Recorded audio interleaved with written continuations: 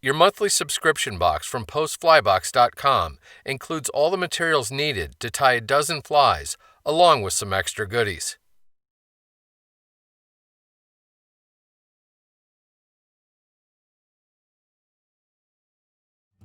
The Sparkle Soft Hackle is a wet fly that imitates a wide range of emerging insects and can be fished pretty much throughout the year. Trout may also mistake it for a small minnow. Begin by picking up one of the size 12 barbless hooks and getting it firmly secured in the jaws of your tying vise. You can then load a bobbin with a spool of rusty brown uni-thread. Get the thread started on the hook shank, leaving a little space behind the eye, and take a few wraps rearward before snipping off the excess tag. Rather than the tips of your tying scissors, use further down on the blades to snip free a 4-inch length of copper wire, then get hold of one of the segment's ends. Lay the end against the near side of the hook and begin taking thread wraps to secure it to the shank. Keep taking wraps to anchor the wire all the way back to the start of the hook bend. Then, take forward wraps of tying thread to reposition it a short distance in front of the hook point.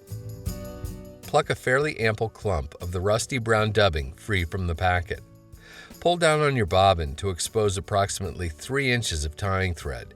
Then twist the dubbing on the thread to create a slender noodle about 2 inches in length. Start taking wraps with the noodle so the dubbing begins right at the start of the hook bend. Then take touching wraps forward with the noodle to build up a slender, slightly tapered body on the fly. End with your tying thread about an eye length and a half behind the back edge of the hook eye. Get hold of the copper wire and start making open spiral wraps with it over top of the dub body. 5 turns usually looks pretty good. When you reach your tying thread, use it to firmly anchor the wire, then helicopter to break the excess off close.